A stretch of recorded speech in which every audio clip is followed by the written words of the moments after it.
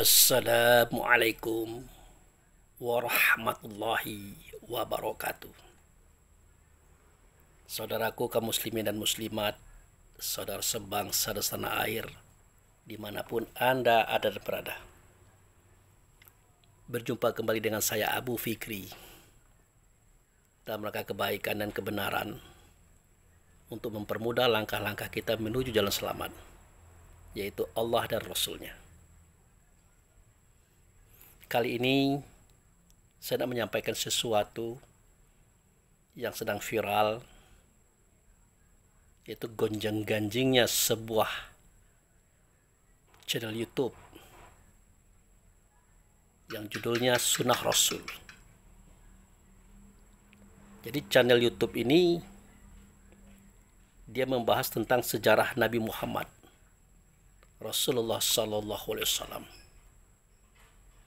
Kemudian dia membahas masalah kitab Quran dan Islam.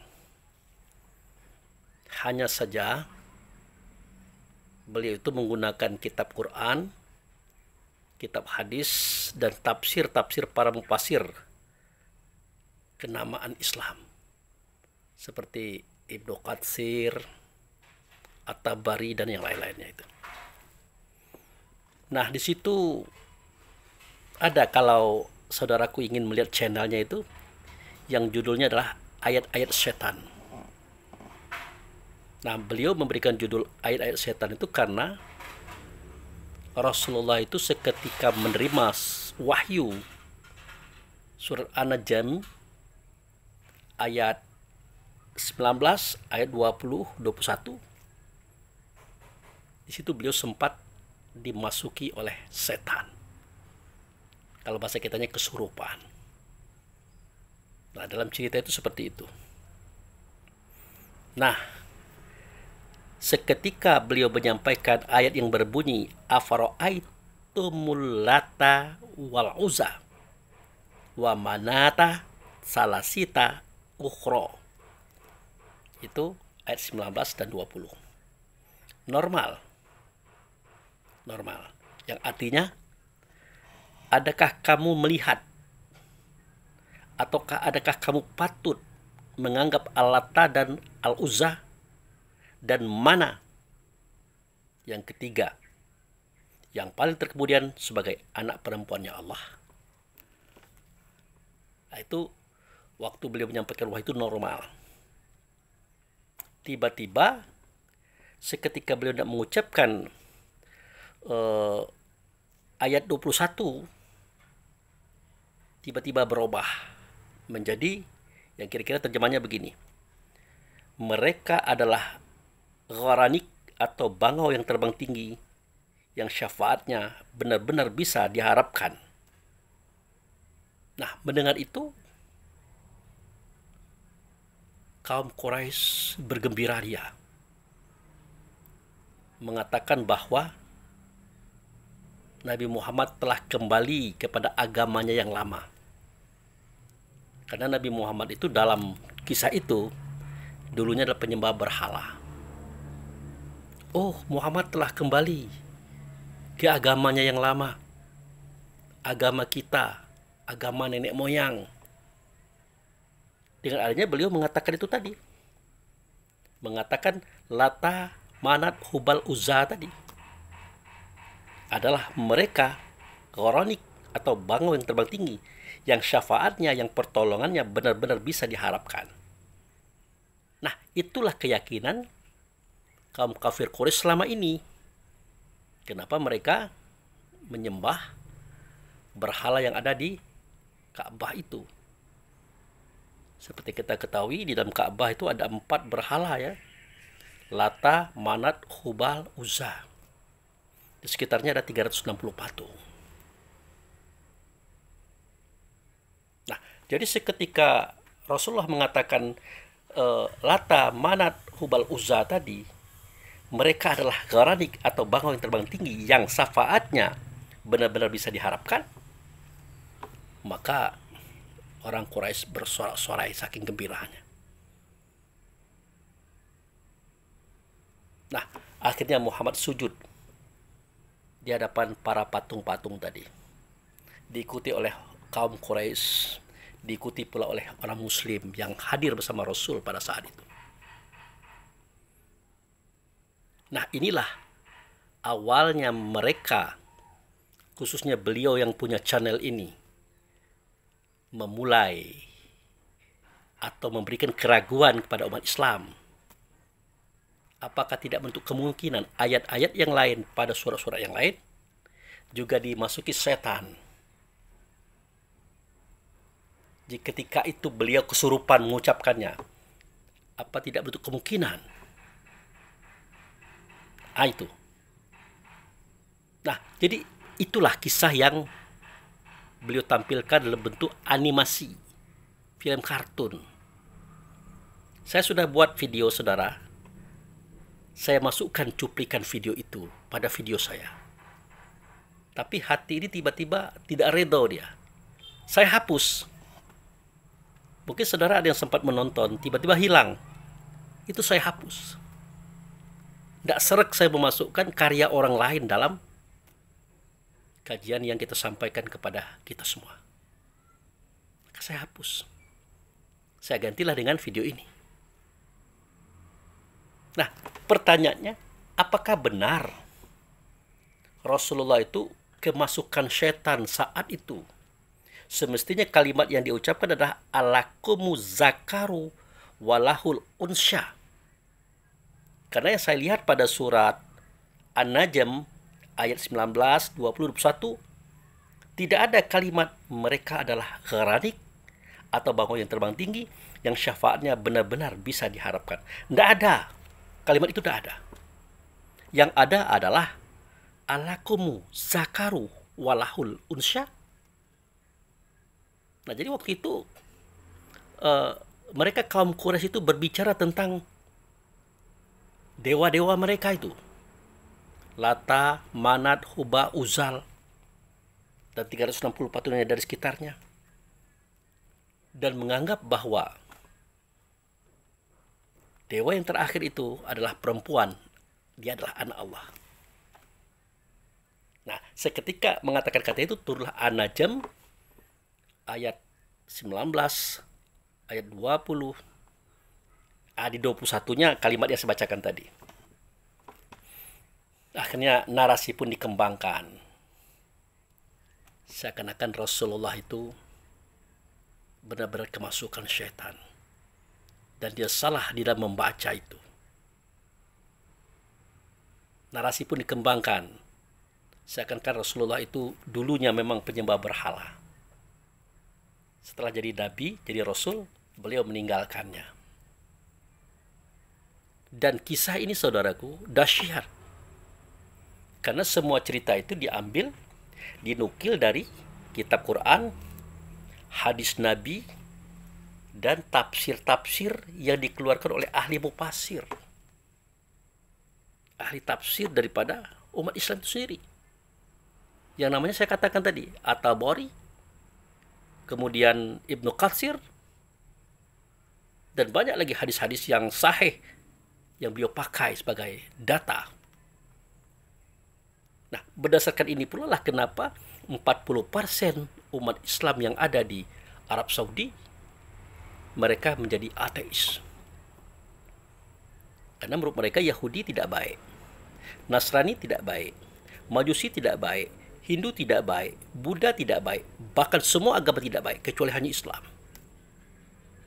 Ternyata Islam pun begini loh. Nabinya pembohong, nabinya nabi palsu, kitabnya dikarang oleh Muhammad.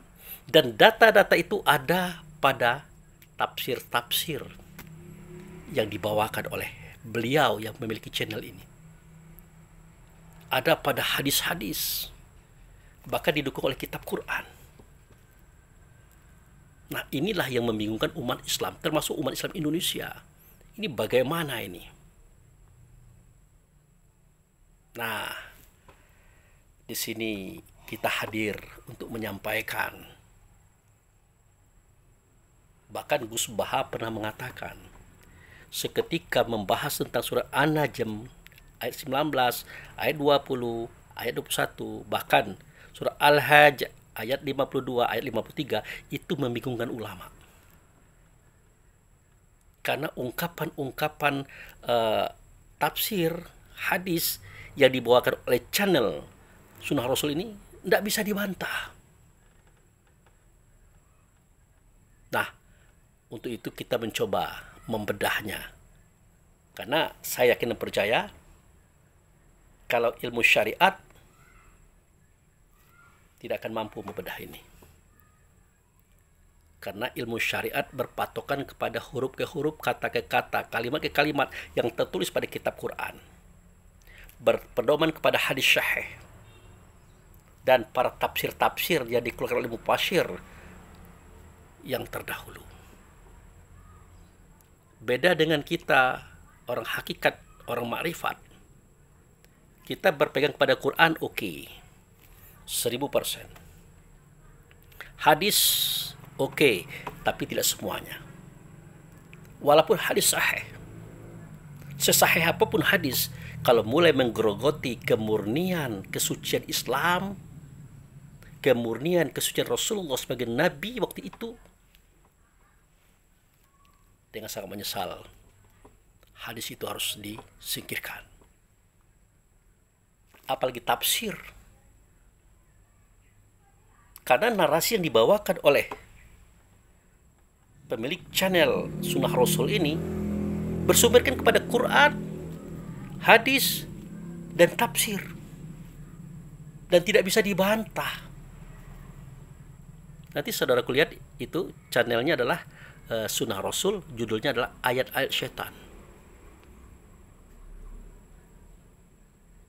Nah, pada video itu dikatakan pula bahwa Nabi Muhammad setelah jadi Nabi, sejak saat itu 8 tahun tetap menyembah berhala. Maka kesalahan, kekeliruannya menyampaikan wahyu saat itu ditutupi dengan surah Al-Hajj ayat 52, ayat 53. Pada video yang dibuat oleh channel itu. Nah, sekarang mari kita lihat. Benarkah Rasulullah itu penyembah berhala? Ya, tidak benarlah. Wajib hukumnya kita mengatakan tidak benar. Tidak mungkin Allah menunjuk orang-orang sekotor itu, seburuk itu, sejahat itu untuk menjadi Nabi dan Rasul Allah. Itu adalah bahasa syariat yang saya sampaikan. Tetapi jika mereka tahu siapa itu Muhammad, tidak terjadi segala sesuatu kecuali daripada dirinya mulai. Daripada dirinya diawali. Tidak mungkin terjadi kisah-kisah seperti ini. Tidak mungkin. Dalam bahasa lainnya, jika Anda kenal siapa itu Muhammad, Anda tidak akan mungkin menciptakan narasi seperti itu. Mengatakan dia lebih bodoh, lebih jahat, lebih buruk daripada penjahat. Bahkan perang-perang di zaman Rasulullah itu diartikan oleh mereka itu merampok, merampas, membunuh, memeras. Dahsyat memang. Tapi berguyur-guyur, berlahan-lahan kita akan uraikan satu persatu. Baik, kita uraikan. Benarkah Muhammad itu adalah penyembah berhala? Oke. Ya, kita mulai. Nah, di dalam narasi yang disampaikan oleh si pemilik channel Sunnah Rasul, di samping filmnya, visualnya real, nampak,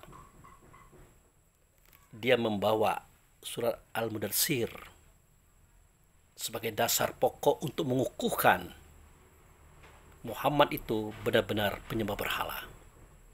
Mari kita lihat. Surah Al-Mudaththir ayat 1 sampai 5. Ya. Pertama bunyinya begini. Ya ayyuhal mudaththir. Hai orang-orang yang berselimut. Nah, yang dimasukkan dengan hai orang yang berselimut ini menurut narasi beliau itulah Rasulullah. Nabi Muhammad Sallallahu Alaihi Wasallam. Anda lihat videonya ada. Kemudian kum wa anzir, bangunlah dan berikanlah peringatan. Ayat ketiga, warabuka faqabbir, dan Tuhanmu muliakan, Tuhanmu besarkan. Ayat 4, watsiyabaka fatohir, dan pakaianmu sucikanlah, bersihkanlah, rapikanlah.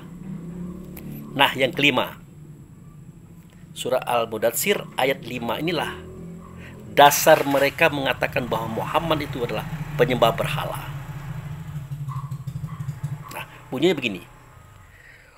Warujza fahjuro,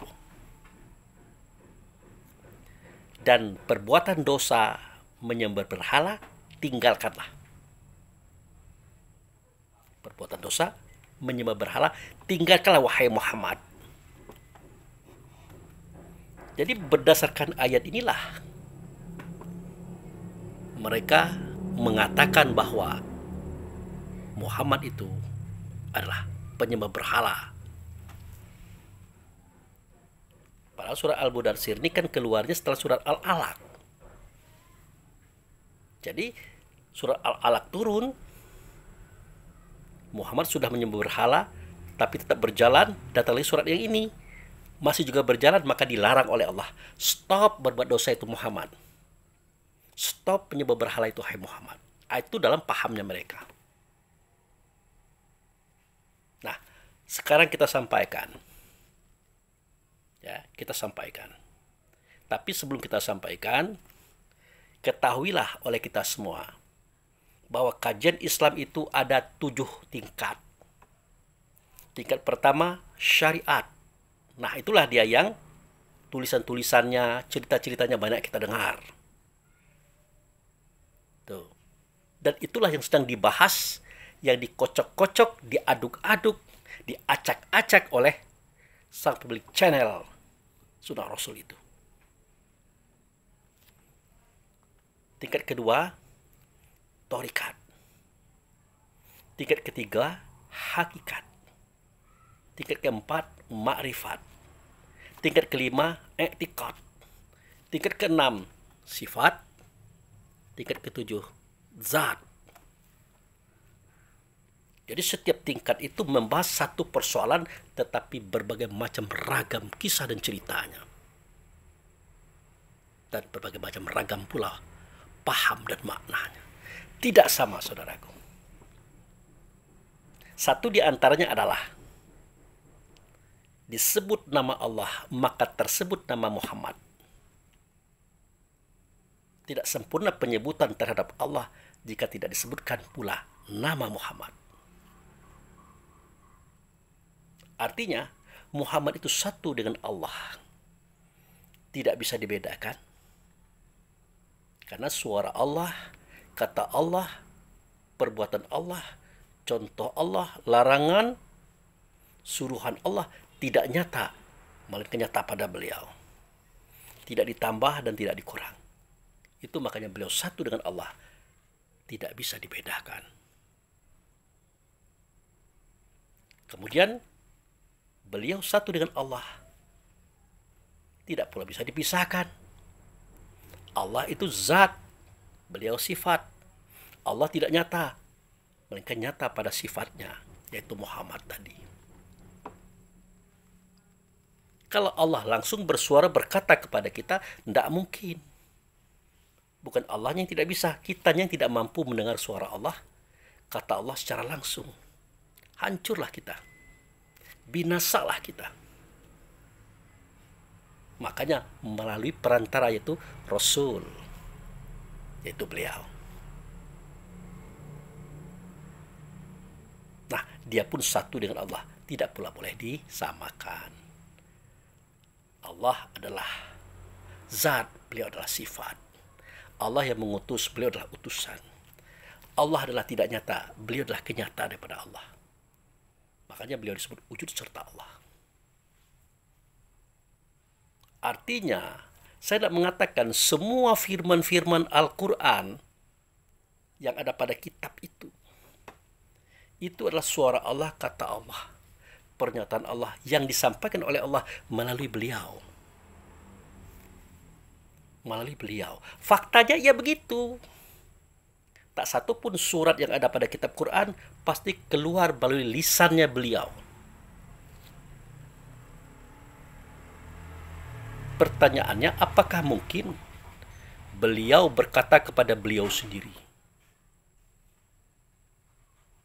Tidak mungkin. Allah berkata kepada semua kaum, kepada semua umat termasuk kita melalui beliau. Itu benar. Tapi kalau Allah berkata kepada beliau, untuk apa? Nah, yang ini yang tidak disadari oleh kebanyakan orang. Bahkan dikatakan oleh Allah dan Rasul, wa ma yantiqu anil hawa illa wahyu yuha. Tidaklah yang disampaikannya, tidaklah yang dikatakannya, kecuali itu wahyu. Sesuatu yang nyata dari Allah ada di beliau. Wahyu itulah beliau sendiri, saudaraku. Rasul itu yang wahyu. Dia menyuarakan, dia mengatakan dalam bentuk bahasa Arab di lisannya beliau.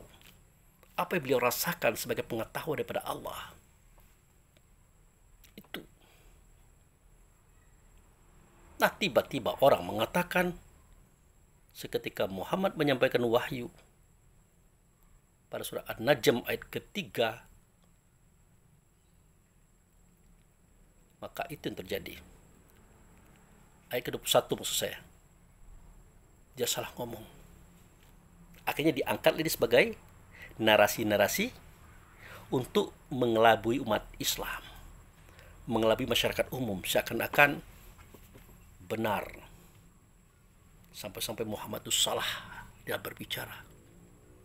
Sesungguhnya Lata, Manat, Hubal, Uzza adalah burung bangau yang terbang tinggi, yang dianya dapat kita dapati manfaatnya, dapat kita terima syafaatnya. Artinya para dewa-dewa ini bisa menolong kita. Padahal di ayat yang sejatinya yang tertulis pada kitab tidak begitu bunyinya. Tetapi apa boleh buat? Pada tafsir Ibnu Katsir, beberapa hadis menjelaskan, iya begitu, saudaraku. Kalau tadi Anda membaca atau menonton video saya akan paham cepat. Kenapa saya buat videonya di video saya itu. Tapi hati ini tidak redha, saya hapus lagi. Tapi silahkan saudara lihat di channel Sunnah Rasul, judulnya Ayat-Ayat Setan tentang Muhammad. Nah, jadi setiap tulisan yang ada pada kitab Quran adalah salinan daripada suara kata daripada Allah melalui beliau. Itu yang tidak dipahami oleh orang banyak. Termasuk surat Al-Mudatsir ini.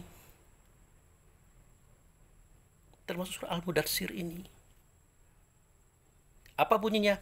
Ya ayyuhal mudatsir. Ini Allah berkata melalui Muhammad kepada orang yang berselimut. Siapa orang yang berselimut? Diartikan Muhammad waktu itu berselimut. Untuk apa ayat ini abadi sampai sekarang jika hanya untuk berbicara kepada satu orang yang hanya waktu itu saja? Tidak ada gunanya. Tetapi kitab Quran ini abadi sebagai mujizat beliau yang bisa dimanfaatkan sepanjang masa, sepanjang zaman, termasuk untuk kita. Jadi wahai orang yang berselimut itu siapa? Orang yang berselimut itu siapa? Selimutnya itu apa? Orang yang berselimut itu, itulah orang yang ditiupkan oleh Allah ke dalam diri ini. Seketika diri ini berusia 4 bulan 10 hari, dia adalah roh, saudaraku. Roh itu orang yang berselimut.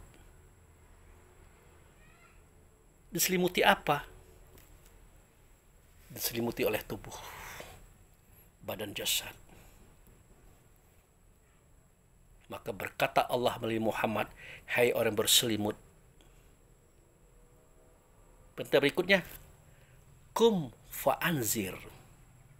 Berdirilah, berikan peringatan, terutama kepada diri sendiri, keluarga, kaum kerabat, dan orang banyak. Peringatan tentang apa? Tentu tentang berita gembira dan berita pertakut untuk kita hadapi ke depannya. Tapi bisa kita menyampaikan berita gembira, berita pertakut daripada Allah dan Rasul tanpa kita komunikasi dengan Allah dan Rasul? Tidak bisa. Mau ngomong apa kita? Tahu apa kita? Makanya ada kalimat kum. Berdirilah, wahai diri yang sebenarnya diri, di tempat pendirian selamat. Artinya sholat. Tentu di tempat itu terjadi linurihu min ayatina. Di tempat kamu berdiri dengan pendirian di tempat betul-betul itu, akan kuperlihatkan kepada kamu tentang ayat, tentang kisah sejarah, ayat dalam dada manusia itu ruh, dan problematikanya. Barulah kita bisa menceritakannya. Kita dengar, kita lihat, kita rasakan keberadaannya di situ. Makanya subhanallazi asra bi'abdihi laila minal masjidil haram ilal masjidil aqsa allazi barakna haulahu li nurihu min ayatina innahu was-sami'ul basir. Maha suci Dia yang telah memperjalankan hambanya dari Masjidil Haram hingga Masjidil Aqsa. Diberkati sekitarnya. Di tempat itu aku perlihatkan kepada dia, kepada mereka yang datang ke tempat itu. Sesungguhnya Allah itu innahu was-sami'ul basir. Dia mendengar dan dia melihat apa yang kita rasakan di situ. Baru kita bisa menceritakannya. Makanya kalimat itu kum fa'anzir. Kamu berdiri dan sampaikanlah berita ini. Itu saudaraku. Kemudian warabuka faqabir. Allah berkata melalui Muhammad, berbicara pada kaum termasuk kita, dan Tuhanmu besarkan. Bagaimana membesarkan Tuhan? Bagaimana mengagungkan Tuhan? Kalau surat Al-Alaq, Iqra warabukal akram. Bacalah, kemudian Tuhanmu muliakan. Bagaimana cara memuliakan Tuhan? Allah tidak nyata, mereka nyata pada Tuhan. Tuhan tidak nyata, mereka nyata ia pada fisik yang disebut dengan Nabi. Jangankan Rasul, jangankan Allah, kita saja belum pernah melihat diri kita sendiri. Belum pernah, saudaraku. Tapi merasakan keberadaannya sering. Mendengarkan suaranya sering. Tapi melihat belum. Lalu apa yang mau kita besarkan? Apa yang mau kita muliakan tentang Allah dan Tuhan tadi? Tidak bisa. Nah, inilah kejadian yang terjadi seketika kita ruku di dalam sholat. Kita ucapkan subhana Rabbil azimi wa bihamdi. Subhana Rabbil azimi wa bihamdi. Sampai 3 kali. Sucilah Engkau ya Allah. Besarlah Engkau ya Allah. Terpujilah Engkau ya Allah. Kata siapa? Kata kita. Seketika Allah dan Rasul bertanya kepada Abu Fikri. Abu Fikri, siapakah yang engkau sucikan? Siapakah yang kau besarkan? Siapakah yang kau pujikan? Engkau ya Allah. Engkau ya Rasul. Engkau itu tempat nyatanya Allah bagi aku. Allah tersenyum, Rasul tertawa mendengarkan kata Abu Fikri tadi. Ya bagaimana mungkin engkau akan mensucikan aku, wahai Abu Fikri? Kata Allah dan Rasul. Kamu itu kotor, kamu itu bernoda, kamu itu banyak dosanya loh. Tak mungkin. Dan bagaimana mungkin kamu bisa membesarkan aku? Kamu itu kecil kerdil, bahkan tidak nyata. Dan bagaimana mungkin pula kamu bisa memuji aku? Jangankan menatap aku, kata Rasul. Menatap aku, kata Allah. Kamu menatap dirimu pun tak pernah. Keindahan apa yang kamu ketahui daripada aku? Lalu bagaimana ya Allah? Lalu bagaimana ya Rasulullah ceritanya? Nah, dikisahkanlah oleh Allah Rasul kepada Abu Fikri. Sebenarnya Abu Fikri, seketika kamu ruku, kalian ruku, semua anda ruku, waktu itulah aku yang mensucikan dirimu yang kotor, yang bernoda, yang banyak dosa itu. Aku. Kemudian akulah yang membesarkan mental, spiritual, keberanian, kejiwaanmu. Dan akulah yang memuji kamu. Sehingga tak satu pun malaikat langit dan bumi yang tidak kenal siapa kamu. Makanya puji-pujian itu tidak perlu bagi kita kalau itu datang daripada manusia. Karena kita sudah dipuji oleh Allah dan Rasul. Sehingga tak satu pun malaikat langit dan bumi yang tidak kenal siapa kita. Jadi tidak bisa kita memuliakan Allah, memuliakan Rasul, tidak bisa. Tidak bisa kita membesarkan, mengagungkan Allah dan Rasul, tidak bisa. Lalu siapakah yang dimuliakan itu Pak Abu Fikri? Siapakah yang dibesarkan, diagungkan itu Pak Abu Fikri? Yang dimuliakan, yang diagungkan itu adalah ia yang datang daripada Allah dan Rasul. Dalam dada setiap manusia. Dalam dada kita, istri anak kita, tetangga kita, masyarakat kita, bangsa kita. Apakah dia orang barat, orang timur, orang selatan, orang utara, agamanya apa saja. Dalam dadanya ada yang datang daripada Allah Rasul, itulah roh. Muliakan mereka. Senang-senangkan mereka. Jangan disakiti, jangan dihina, jangan dicerca. Apalagi dibunuh tubuhnya. Binasa dia. Seketika kamu membenci satu orang, hukumnya sama dengan membenci segala-galanya. Membunuh satu orang, hukumnya sama dengan membunuh segala-galanya. Menyakiti orang, sama kamu menyakiti Allah dan Rasul. Makanya dimuliakan itulah ruh yang ada dada kita masing-masing. Itu yang jadi ajaran pada surah Al-Mudaththir ini. Tidak ada hubungannya dengan kisah yang ada pada channel itu. Tidak ada. Itu hanya sebuah karya seni fitnah dalam bentuk kajian syariat, saudaraku. Nah, ini saya ambil kisah ini dari kitab Quran loh. Belum hadis. Kitab Quran. Nah, itu. Nanti baru kita masuk kepada bab hadis, bab tafsir. Nah, kemudian ayat berikutnya ayat 4. Watsiyabaka fatohir, dan pakaianmu maka bersihkan, sucikan. Mana pakaian, mana kendaraan, mana alat kerjamu? Ini bersihkan, sucikan.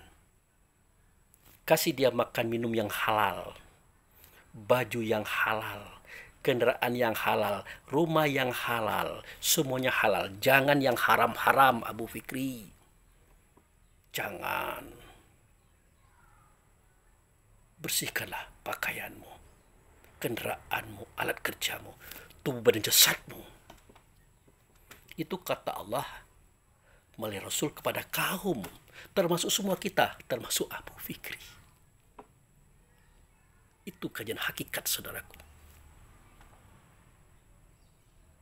Nah, terakhir, warujza fahjur, dan perbuatan dosa, menyembah berhala, berhentilah, tinggalkanlah. Inilah ayat yang menunjukkan kepada kita semua, dari orang yang punya channel Sunnah Rasul tadi mengatakan Muhammad itu menyembah berhala.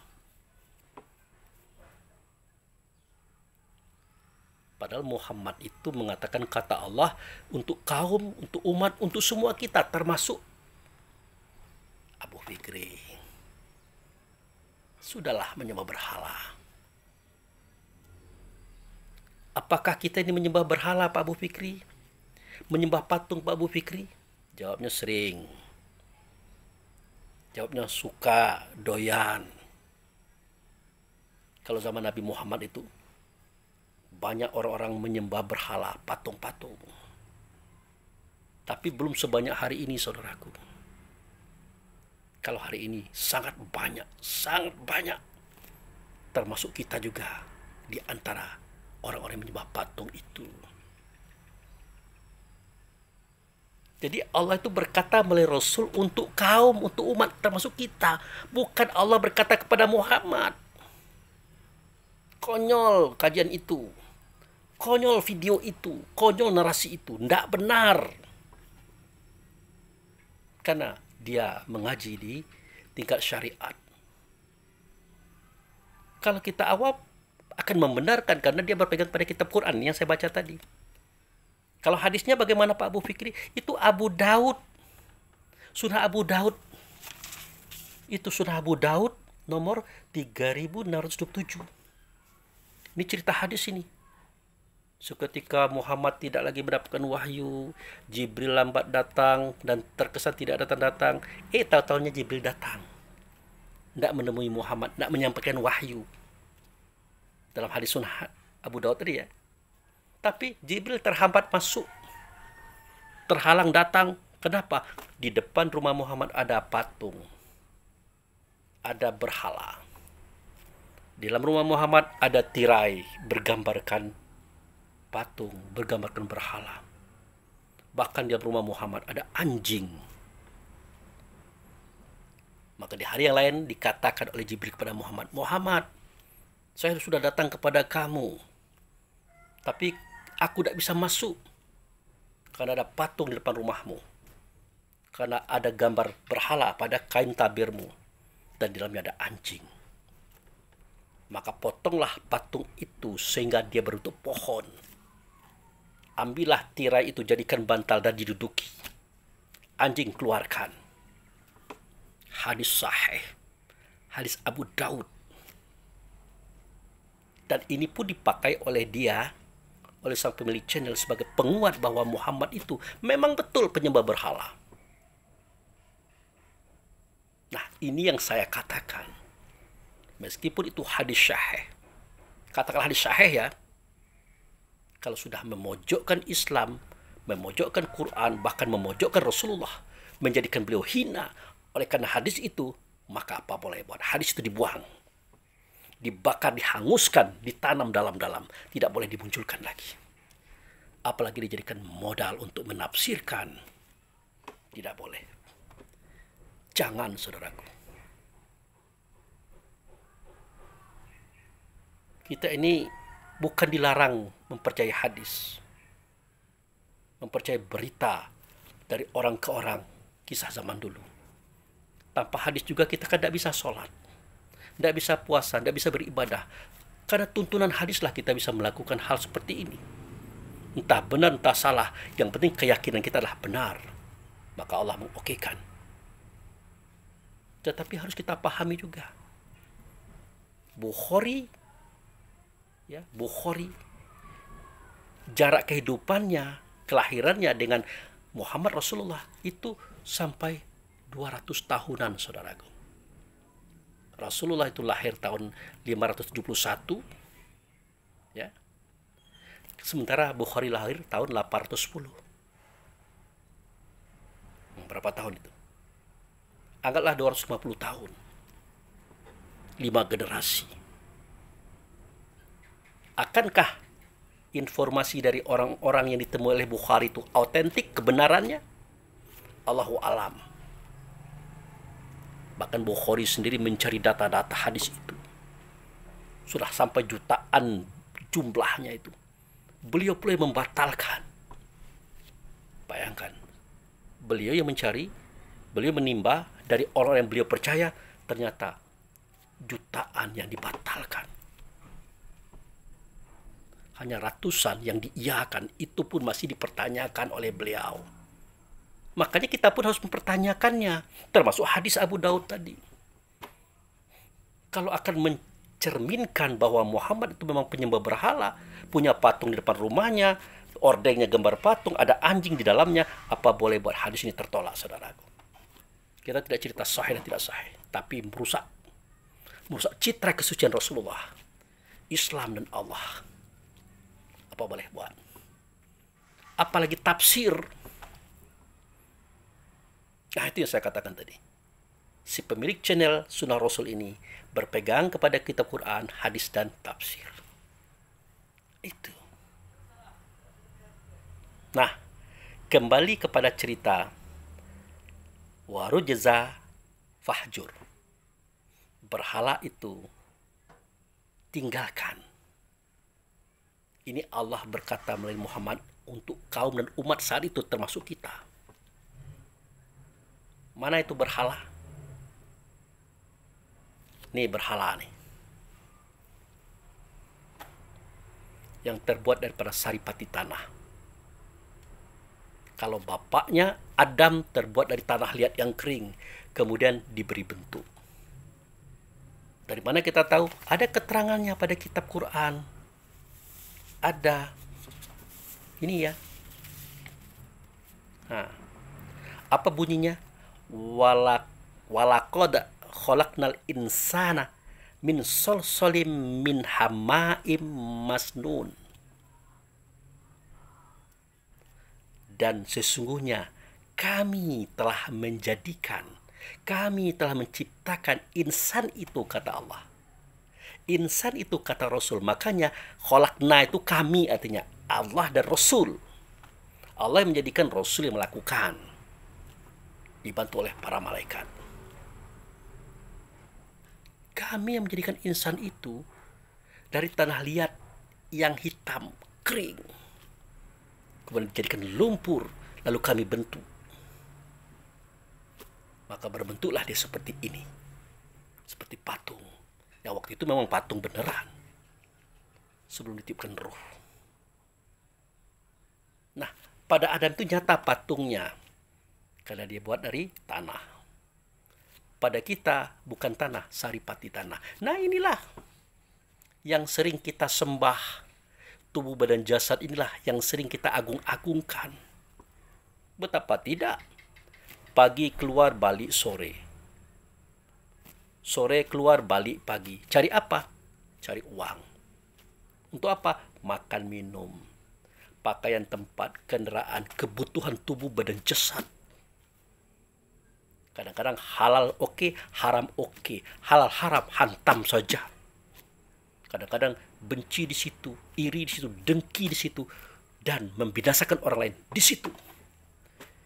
Semua itu kita lakukan kejahatannya hanya karena patung ini, saudaraku. Padahal kita muslim, kita kenal Allah, kita kenal Rasul, kita tahu kitab Quran, ada petunjuk dalam kitab Quran, tetapi kita tetap melanggar. Kita hantam demi kepentingan patung, saudaraku.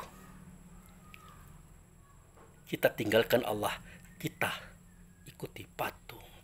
Kita abaikan Allah, kita sembah patung, kita tunduk kepada patung. Ini yang dimaksud dengan berhala itu tinggalkanlah.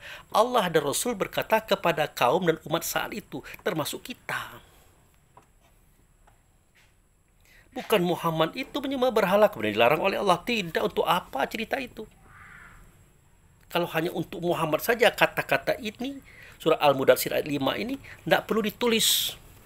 Tidak perlu diuraikan, dipertahankan sampai akhir zaman. Karena Muhammadnya sudah tidak ada lagi. Sudah dikubur di Madinah tubuhnya, kembali ianya di tempat semula. Nah, itu saudaraku. Kenapa si pemilik channel tadi mengatakan Muhammad itu dulunya penyembah berhala? Bahkan kemasukan setan pula seketika beliau menyampaikan surah An-Najmi tadi. Sampai-sampai dia katakan Lata, Manat, Hubal, Uzza itu, dia adalah bagaikan burung bangau yang terbang tinggi, dapat memberikan syafaat pertolongan kepada semua kita yang menyembahnya. Sampai seperti itu mereka buat. Kenapa mereka berani buat itu? Ada dalam tafsir, saudaraku. Silahkan Anda tonton videonya. mereka tampilkan tafsir-tafsir yang mereka nukilkan di situ. Saya tidak mau mengulang-ulang nama beliau, Mufasir Indah, enak juga, karena itu saudara kita loh. Walaupun sudah beratus-ratus tahun diamalkan tafsir itu. Nah itu. Nah oleh karena itu, nah di dalam video itu, sebab turunnya surat Al-Hajj ayat 52-53 adalah Muhammad menghapuskan kesalahannya seketika dia menyampaikan surat An-Najm ayat 21 itu. Jadi dia mengakui. Apa bunyinya? Ini bunyinya. Wa ma arsalna min qablika min rasuli wala nabiyyi ila iza samanna alqa syaitanu tsumma yuhkikumullah ayatihi wallahu alimun hakim. Nah, ini ayat ini yang membingungkan para ulama akhir zaman. Narasinya seperti itu.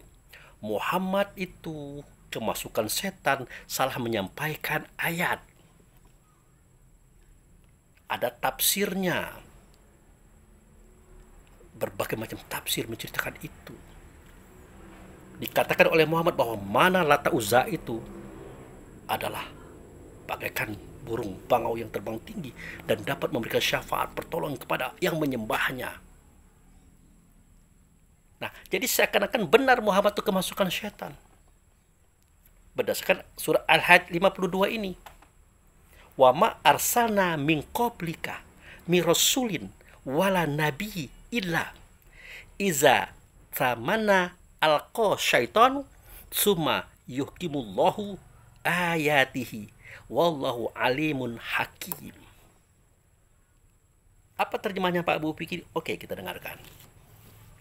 Dan kami, dan kami tidak mengutus sebelum kamu seorang rasul pun dan tidak pula seorang nabi pun, melainkan apabila ia mengenai ataupun menyatakan sesuatu keinginan, syaitan pun memasukkan godaan-godaan terhadap keinginan itu. Jadi kalau teks ini mengatakan tidaklah seorang rasul, seorang nabi yang dulu-dulunya seketika dia hendak menyampaikan asyrat, pasti setan masuk ke dalamnya, mengacaukan, bahkan menciplak, bahkan memberikan anjuran suara kata sehingga wahyunya salah. Jadi dalam ayat ini seakan-akan bukan engkau saja hai Muhammad, bahkan nabi-nabi terdahulu dari Adam sampai Isa juga begitu. Kalau diartikan seperti si channel tadi, ya bukan Muhammad saja yang kemasukan setan. Nabi Adam sampai Nabi Isa pun juga ikut kemasukan setan kalau berdasarkan ayat ini. Kan dikatakan itu. Wa ma arsalna min qablika min rasulin wala nabiyyin illa. Ya. Dan tidaklah rasul itu kami utus sebelum engkau, melainkan dia mulai berkehendak menyampaikan kebaikan, maka masuklah setan. Nah, kalau memang si pemilik channel itu jujur, ya bukan hanya Rasulullah dong yang kemasukan setan. Adam, Idris, Nuh, Hud, Lut, Saleh, Ibrahim, Ismail, Ishak, Yakub, Yusuf, Ayub, Shuaib, Musa, Harun, ya, Daud, Sulaiman, sampai Isa. Kemasukan semua dong. Kalau memang ini. Tapi apa kata mereka? Nah, beginilah cara Muhammad pintarnya dia libatkan nabi-nabi lain loh. Bukan hanya dia saja yang kemasukan, tapi nabi-nabi juga kemasukan. Gitu. Kemudian sambungan ayat tadi, summa yuhkimullahu ayatihi wallahu alimun hakim. Kemudian Allah menghilangkan apa yang dimasukkan dan Allah menguatkan ayat-ayatnya. Allah Maha mengetahui lagi Maha bijaksana. Kemudian Allah menolong para rasul, para nabi tadi mengeluarkan pengaruh setan tadi, mengeluarkan ayat-ayatnya. Sehingga luruslah penyampaian Muhammad saat itu. Dan ini sebuah pembenaran dari Muhammad tentang kesalahannya dulu-dulu. Kata mereka ini. Jadi jelas ayat ini dibuat oleh Muhammad menurut mereka. Tanpa mereka sadar lagi paham dan maknanya. Apa paham maknanya Pak Bu? Oke, inilah momentum yang berbahaya untuk kita buka. Jadi begini saudaraku. Wama arsalna, dan tidaklah kami mengutus, tidaklah Allah dan Muhammad mengutus min qablika, sebelum engkau. Artinya dia berbicara kepada individu tapi tentang semua. Mi rasulin, daripada rasul-rasul, wala nabiyin, daripada nabi-nabi, illa, seketika mereka iza samannal alqa syaitan, seketika mereka hendak menyampaikan sesuatu yang baik dan yang benar, maka syaitan pasti masuk ke dalamnya, mempengaruhi. Itu. Summa yuhkimullahu ayatina, kuncinya. Kemudian Allah menepiskan pengaruh setan itu dan menguatkan ayatnya. Wallahu alimun hakim. Ternyata Rasul, Nabi itu adalah ayat Allah. Itu adalah ayat Allah. Di sini baru terbuka rahasianya. Ternyata inilah cerita Allah dan Rasul tentang orang-orang yang dia utus dalam dada setiap kita, saudaraku. Orang-orang yang dia utus itu dalam dada setiap kita. Dada saya, dada istri anak saya, tetangga saya, dan dada semua kita. Itulah Rasul. Yang membawa roh itu, tubuhnya, itulah Nabi. Maka tidaklah sebelum engkau ini, Rasul dan Nabi, kalau tidak menyampaikan kebaikan, kebenaran, pasti dimasuki setan. Pasti dipengaruhi setan. Tetapi aku menguatkan ayat-ayatku. Itu menunjukkan yang dimaksud adalah roh kita masing-masing, saudaraku. Bukan Muhammad ceritanya ini. Bukan Adam sampai Isa. Mereka itu maksum, dijaga oleh Allah dari kelalaian, kesalahan, kekeliruan. Ini cerita kita loh. Nah itu. Jadi Rasul itu adalah ruh setiap insan. Nabi itulah tubuh yang membawa ruh setiap insan. Ayat itu adalah ruh. Jadi tidak satupun ruh ini hendak menyatakan sebuah kebaikan. Pasti setan masuk ke dalamnya. Otomatis kepada tubuh kan. Tetapi Allah menepiskan semua itu. Dan memperkokoh ayatnya. Siapa ayatnya? Roh tadi, saudaraku. Bukan tulisan. Itu yang diceritakan dulu. Seketika Allah dan Rasul berkata, Zalikal kitab la raiba fihi hudal lil muttaqin. Sedemikian itu kitab tidak ada keraguan padanya, petunjuk bagi orang bertakwa. Mahwal kitab ya Rasulullah. Apa itu kitab ya Rasulullah? Nabi tidak pernah baca buku, pegang buku, apalagi nulis-nulis, tidak pernah. Tentu sahabat bertanya. Dijawab oleh Rasul, Alkitabul Quran. Kitab itu Quran. Ditanya lagi, mahwal Quran ya Rasulullah? Dijawab oleh beliau, bal huwa ayatu bainatu fi sudur. Bahwa kitab itu adalah Quran, Quran itulah ayat dalam dada kamu, dia adalah nur, cahaya yang menerangi. Tidak ada yang mendustakan dia kecuali orang-orang zalim. Jadi Rasul itu, ruh itu yang diutus oleh Allah datang ke dunia ini, dalam tubuh kita, itu juga Rasul, itu adalah ayat. Nah, mereka inilah yang diceritakan oleh Allah dan Rasul tentang kalau dia tidak menyatakan sesuatu, pasti setan masuk. Tidak ada hubungannya dengan Muhammad di sini, saudaraku. Sudah cerita yang pertama tadi bohong, sudah An-Najmi ayat 21 itu bohong. Ternyata dalam An-Najmi tidak begitu ceritanya. Tidak begitu katanya. Gitu. Tidak ada ceritanya, oh Rasulullah mengatakan itu burung bangau. Tidak ada. Tidak ada. Ya, seperti yang dikatakan itu.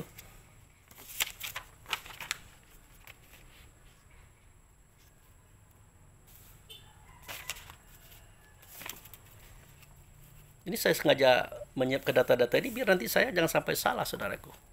Menyampaikan kajian ini berbahaya ini. Maaf. Gus Baha saja yang kita hormati, seorang tokoh, sempat mengatakan para ulama pernah menafsirkan ini, akhirnya dibantah oleh ulama. Menafsirkan lagi, dibantah oleh ulama. Tidak selesai-selesai. Nah itu. Jadi bagaimana bunyi surat An-Najmi ayat 21 itu Pak Abu Fikri? Kalau menurut mereka, kaum orientalis, termasuk si pemilik channel Sunnah Rasul tadi, ya dia katakan ayat ketiga itu bunyinya begini. Mereka adalah garanik atau bangau yang terbang tinggi yang syafaatnya benar-benar bisa diharapkan. Padahal tulisan surah An-Najmi tidak begitu. Bunyinya begini. Alakumu zakaru walahul unsa. Adakah patut untuk kamu anak laki-laki, untuk Allah perempuan? Ini kan cerita kekonyolan orang-orang pada waktu itu yang disampaikan oleh Rasul. Ya kalau memang Allah itu punya anak, kamu katakan pula anaknya perempuan, patut tak kamu punya anak laki-laki, dia punya perempuan? Artinya lemah. Tapi pada saat itulah momentum Rasul berkata kepada mereka dalam bentuk kebodohan orang-orang itu. Bukan Rasul ikut-ikutan, tidak. Tidak ada ceritanya itu. Yang namanya berhala-berhala itu bisa memberikan syafaat, tidak ada. Tidak ada. Tetapi di dalam tafsir para tokoh-tokoh kita ada, saudaraku. Ada cerita itu. Mereka pun ikut menceritakan. Ini permasalahan. Bagusnya saudara nonton sajalah videonya. Nanti ya saudara akan jelas. Ah itu. Nah kemudian pada surah Al-Hajj ayat berikutnya, ya ini ayat 52. Ini kita ambil ayat 53. Liyaja'ala mayulki syaitan fitnata lillazina fi qulubihim maradun wal qasiyati qulubuhum wa inna zolimina lafi shiqaqi ba'id. Jadi sambungan ayat tadi ya yang dikatakan oleh si pemilik channel, tidaklah hai Muhammad, sebelum engkau Rasul-Rasul itu juga sering dimasuki setan. Maka saya katakan tidak begitu maksudnya. Itu Allah dan Rasul yang berkata kepada kaum tentang Rasul yang dalam dada kita ini. Sebentar Pak Abu Fikri. Sebelum Pak Abu Fikri menjelaskan ini, tolong jelaskan, benarkah roh itu Rasul? Nanti akan saya buka. Akan saya sampaikan dalilnya. Kita lanjutkan dulu pemahaman ayat tadi itu. Kalau tadi Al-Hajj 52, ini 53. Perhatikan bunyinya. Agar dia, Allah, menjadikan apa yang dimasukkan setan itu sebagai cobaan bagi orang-orang yang di dalam hatinya ada penyakit dan yang kasar hatinya. Jadi, Allah mengizinkan setan mengganggu, mengacau Rasul dan Nabi tadi. Ya kalau kita ikutkan mereka ya, apakah mungkin para Rasul dan Nabi itu adalah orang-orang yang berpenyakit hati dan kasar hatinya seperti ayat ini? Tidak mungkin. Kan jelas kalimat itu. Agar dia, Allah, menjadikan apa yang dimasukkan setan itu sebagai cobaan bagi orang-orang yang di dalam hatinya ada penyakit dan yang kasar hatinya. Berarti ini adalah untuk orang selain Rasul dan Nabi dan wali, adalah untuk kita, saudaraku. Bukan untuk Rasul dan Nabi dan para wali, tidak. Dan sesungguhnya orang-orang yang zalim itu benar-benar dalam permusuhan yang sangat. Artinya dendam dan kebenciannya luar biasa. Orang yang berpenyakit hati dan keras hatinya tadi. Nah jadi, dan tidaklah wahai Muhammad, Rasul-Rasul sebelum engkau, Nabi-Nabi sebelum engkau, setiap dia menyampaikan sesuatu kebaikan, pasti setan masuk membisikkan kepada dia. Rasulullah ini juga melibatkan yang lain, itu kata mereka. Kan semakin buruk, semakin jahat Rasulullah kan di situ kan. Tapi tidak begitu ceritanya. Ini bukan cerita tentang Nabi Adam sampai Nabi Isa hingga Nabi Muhammad, tetapi tentang Rasul yang diturunkan Allah ada dada kita masing-masing. Itu yang dia maksud. Nah itu. Mari kita lihat. Benarkah diri kita ini Rasul? Nah, kita masuk dulu kepada Rasulullah SAW. Ya, kita buka surat Al-Jumu'ah, surat nomor 62, ayat 2. Huwallazi ba'atsal fil ummiyina rasulam minhum yatlu alaihim ayatihi wa yuzakihim wa yu'allimuhumul kitab wal hikmah wa in kanu min qablu lafi dhalalim mubin. Artinya huwa. Huwa ini baru Allah. Huwa, dia Allah yang ba'atsa, yang membangkitkan fil ummiyin, umat yang buta huruf, seorang rasul dari kalangan mereka. Jadi Allah membangkitkan seorang rasul dari kalangan umat yang buta huruf. Rasul itu adalah kalangan mereka. Maksudnya Nabi Muhammad itu, saudaraku, itu dibangkitkan dari kalangan orang-orang yang buta huruf atau ummi tadi. Apakah benar kaum Muhammad, umat Muhammad di era itu buta huruf? Tidaklah. Yang disebut dengan fil ummiyin di sini, orang yang ummi di sini bukan buta huruf, tapi buta 9. Dia buta siapa Allah, siapa Tuhan, siapa Rasul, siapa Nabi, siapa diri sendiri. Dari mana, sedang mana, tidak kemana. Itu yang mereka buta. Kalau cerita huruf, kata, tulisan, mereka ahlinya. Bahkan ada penyair waktu itu, tentu dia menulis. Setiap suara kata wahyu yang disampaikan oleh Rasulullah ditulis dan pelepah kurma, batu-batu, kayu-kayu, tulang-tulang. Mereka menulis. Bahkan ketika perang Badar, penebusan mereka yang tertawan di Badar oleh Rasulullah dan sahabat, bayar dengan uang dan emas. Bagi mereka yang punya uang dan emas. Tapi bagi mereka yang tidak mampu, ajarkan oleh kalian, satu orang itu mengajarkan 3 orang muslim Madinah membaca. Nah, di sini saja tafsir terjemahan hadis sudah keliru, saudara. Mengartikan kaum Muhammad saat itu tuh buta huruf. Itu sudah keliru. Nah, bagaimana dengan Rasulullah, Pak Abu? Beliau ummi juga. Bukan berarti tidak bisa baca, tidak bisa tulis. Bukan berarti itu. Bagaimana menyebutnya? Tidak pernah membaca, tidak pernah menulis. Ngapain dia baca tulisan? Dia kan mengajarkan, membacakan tentang ayat dalam dada. Yang nulis itu kan, yang menulis menggunakan tangan itu kan ayat dalam dada itu. Itu yang diajarkan. Ngapain dia membaca tulisan ayat, membaca tulisan ruh? Makanya kalimatnya berbunyi yatlu alaihim ayatihi, membacakan kepada mereka tentang ayat, artinya mengajarkan, menunjukkan apa itu ayat. Itu kembali ayat tadi adalah ruh yang saya ceritakan tadi, dalam dada tempatnya. Wa yuzakihim, dan bagaimana cara membersihkan ayat itu dengan sholat, dengan cara menghadap ke kiblat, mengambil sebagai makam Ibrahim. Di tempat itu wa nazakna ma fi sudurihim mengirim tajri min tahtihal anhar. Di tempat yang mengalir air di bawahnya air Zam-Zam. Di situ kucang penyakit hati dalam dada mereka. Sehingga tidak lagi berpenyakit hati mereka. Itu disebut yazukahim tadi. Itu. Kemudian wa yu'allimuhumul kitab wal hikmah. Dan mengajarkan kepada mereka ini tentang apa itu kitab, apa itu hikmah.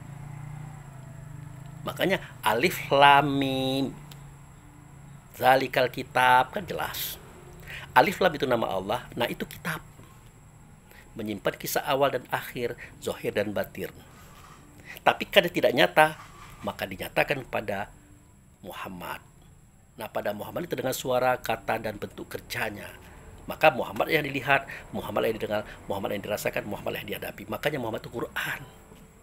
Yang membacanya ayat dalam dada kita masing-masing, itulah ruh. Orang kalau tidak punya ruh tidak bisa lihat Muhammad. Tidak punya ruh tidak bisa dengar suara Muhammad. Tidak punya hati tidak bisa merasakan perasaan Muhammad. Itu saudaraku yang diajarkan di sini. Nah, ini cerita tentang Rasul yang menjurus kepada Muhammad itu sendiri. Sekarang bagaimana ceritanya tentang diri kita dikatakan Rasul? Nah, ini ayatnya ini. Ada ayatnya. Ya, surat Al-Baqarah, surat nomor 2 ayat 151. 151. Kama arsalna fikum. Saya ulangi lagi. Kama arsalna fikum. Sebagaimana kami telah mengutus. Ingat, kami telah mengutus. Allah dan Rasul telah mengutus. Fikum, di dalam kamu. Rasulah, seorang Rasul. Ya. Minkum, dari kalangan dirimu juga. Yatlu alaikum ayatina. Nah, Rasul itu membacakan ayat-ayat kami kepada kamu. Nah, Rasul itu ruh, kamu itu siapa? Kamu itulah tubuh, badan, jasad yang di dalamnya ada insan, manusia yang terbuat daripada roh rehan, rahmani, jasmani, idafi. Itulah kamu. Jadi Allah berkata, Rasul berkata kepada insan, yang di dalam insan itu ada ruh. Ruh itulah Rasul dari Allah dan Rasul kepada insan diri kita masing-masing. Sama fungsinya. Sama fungsinya. Yatlu alaikum ayatina. Jadi roh itu, Rasul itu membacakan ayat-ayat kami kepada kamu, wahai manusia. Manusia mana? Manusia diri kita sendiri. Wa yuzakikum, dan mensucikan kamu roh itu. Bagaimana caranya? Mengajarkan bagaimana cara sholat menurut Allah Rasul. Kemudian wa yu'alimukumul kitab, sama ceritanya seperti tadi. Wal hikmah, sama cerita tadi. Kemudian wa yu'alimukumul malam takunu ta'lamun, dan mengajarkan kepada kamu sesuatu yang tadi kamu tidak tahu jadi tahu. Itulah inspirasi. Itulah petunjuk. Roh itu yang menyampaikan kepada tubuh dan jasad yang dalamnya ada insan diri. Itu saudaraku.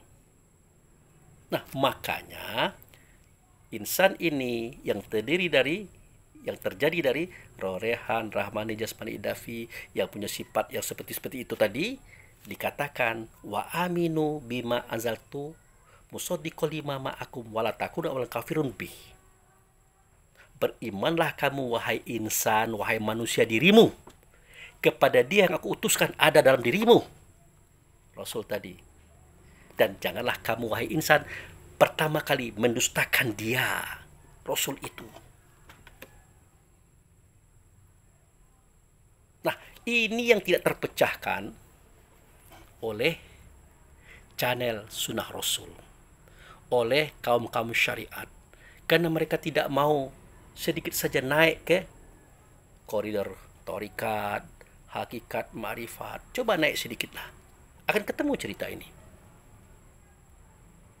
Nah, untuk orang seperti kita, channel Sunnah Rasul dengan berbagai macam propagandanya tidak akan mempengaruhi, bahkan jadi modal untuk kita memicu kemampuan kita, kapasitas kita supaya lebih kuat lagi.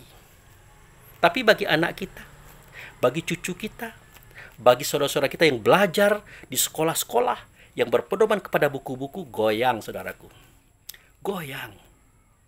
Karena mereka berpedomankan kepada kitab Quran, berpedomankan kepada hadis, dan berpedomankan kepada tafsir-tafsir para mufasir kita. Goyanglah dia pasti. Tidak bisa dibantah. Boleh saudara uji. Channel Sunnah Rasul itu macam-macam filmnya. Macam-macam animasi, kisah-kisah kartun yang dia buat untuk kita tentang Nabi Muhammad. Wis parah saudaraku. Nabi Muhammad itu dikatakan nabi palsu, pembohong, perampok, perampas, perebut wanita. Bahkan termasuk hadis yang kesohor. Nabi Muhammad itu menikahi Aisyah di usia 6 tahun. Kan ada hadisnya itu. Digaulinya di usia 9 tahun. Bayangkan. Itu dianut oleh para mufasir kita, saudaraku. Kita tidak boleh bohong loh. Memang ada. Coba kita bayangkan. Ini Abu Fikri, usia 60 tahun. Menikah dengan anak umur 6 tahun. Belum SD itu. Setahun lagi baru 7 tahun masuk SD.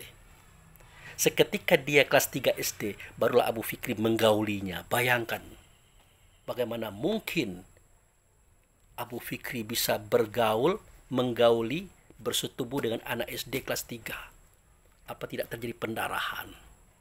Apa tidak jadi kerusakan pada fisik, pencernaan, produksi yang ada pada tubuh anak?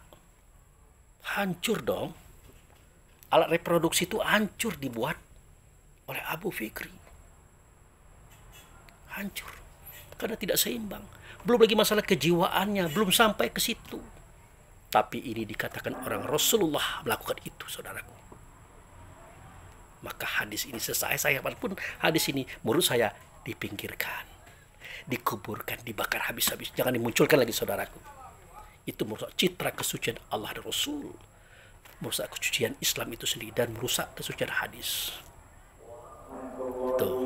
Nah, masjid sudah bunyi.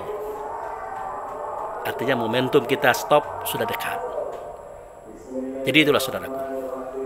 Semoga penyampaian ini bermanfaat. Memberikan sebagai sesuatu masukan untuk bahan pertimbangan. Bukan untuk diterima, tidak. Jadikan bahan pertimbangan dulu. Pikir-pikirkan dulu. Timbang-timbang dulu, rasa-rasakan dulu. Jangan kita telan langsung. Karena begitu hebatnya di era globalisasi ini, di era teknologi ini, semua keburukan Islam itu bisa diungkap melalui data Islam itu sendiri. Nyaris tidak bisa dibantah. Tetapi alhamdulillah Allah masih menyisakan orang-orang tasawuf, orang-orang ahli hakikat, orang-orang ahli marifat untuk membahas masalah itu. Karena mereka tahu hakikat kisah itu bukan tubuh dan jasad, tapi yang ada di balik semua itu. Oke, saudaraku, terima kasih. Wabillahi taufiq wal hidayah. Assalamualaikum warahmatullahi wabarakatuh.